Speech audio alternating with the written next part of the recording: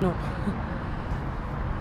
No, I was just given a piece of paper and told where to go as far as emergency accommodation, and I was there for 9 months and nobody offered any support or came near me basically. I was just left there for 9 months. I did try many occasions to ring them. I presented myself to my local city council in Coolock and they told me to go back to Parkgate Hall. When I went to Parkgate Hall, they told me I needed an appointment, leaving messages on phones and waiting, and still to this day nobody ringing back and replying. So no, there was no support in place and no support I could get for myself and my family.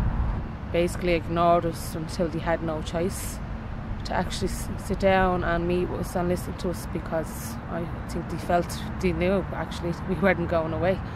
We were here to stay.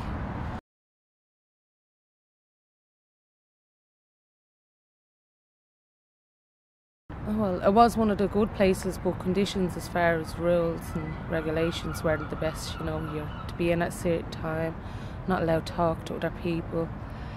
Children aren't allowed to interact, so that was pretty hard.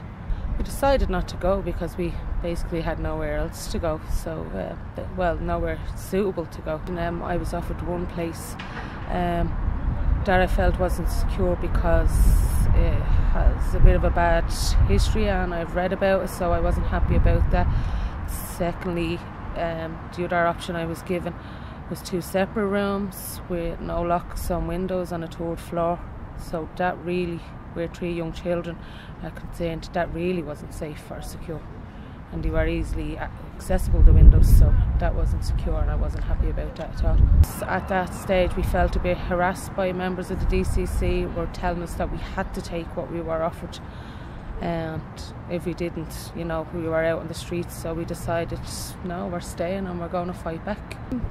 We fought back basically for rights, because in Mountjoy Street we had no rights as tenants, although we were paying tenants there. So involved fighting back for just basic rights as tenants, even albeit in emergency accommodation. So yeah, and just as well the safe and secure aspect where children are involved. We are all in what we class now as suitable at the moment. These still are B&Bs and hotels, but at the moment it hasn't ended. We're still fighting and we want permanent accommodation.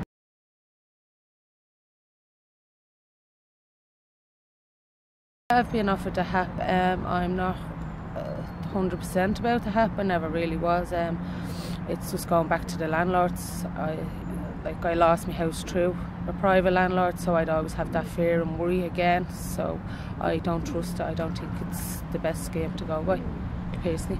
The ideal outcome obviously would be a permanent house where we could settle down as a family and get on with life as a family and not have to worry, are we going to move again, and if so, where are we going? So that'd be the ideal outcome for myself and my family.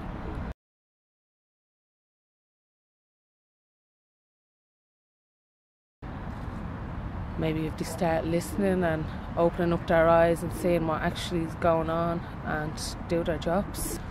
Firstly, they have to start building the social housing. Secondly, open up the voids. There's many voids around. And I suppose totally just really concentrate and put more effort in. I don't think there's enough effort being focused on the crisis at the moment, so I really think there needs to be more effort and focus on it. When we first moved to the emergency accommodation, it was a 1-room situation, and then we got moved to a 2-room. So we've added it up, and it's the best part of £8,000 a month to keep us in 2 hotel rooms, which I find ridiculous. I mean, £8,000 could open up a void quite easily. So in that aspect, I just think it's ridiculous, the money they throw away, and then they tell you they haven't got the funding.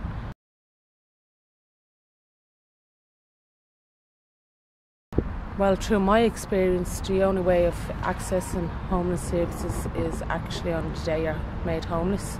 You present yourself to Parkgate Hall. Other than that, I'm not aware of any other services.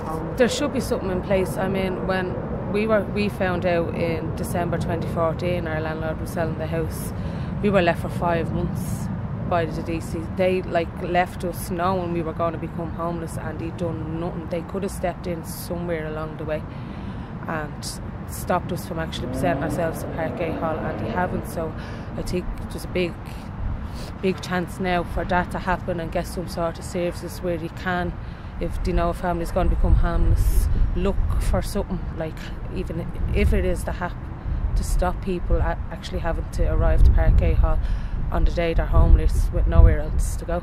I mean, even if when you're registered as homeless, if you go to Coolock, they tell you to go back into Parkgate Hall because you're registered in there. So absolutely, we need an awful lot more services back out into the communities for the people of the communities.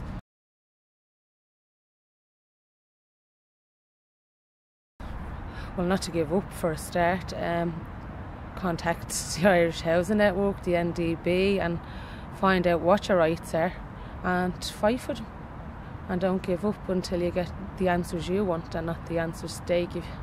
Don't let people tell you you just have to go, just stay. I think that's the best. My experience, I mean, like, it's been bad, but it's taught me an awful lot as well. Do you know what I mean? It's been quite a journey at the moment, and it's still going on, and I hope to, educate other people that are only starting out on the journey.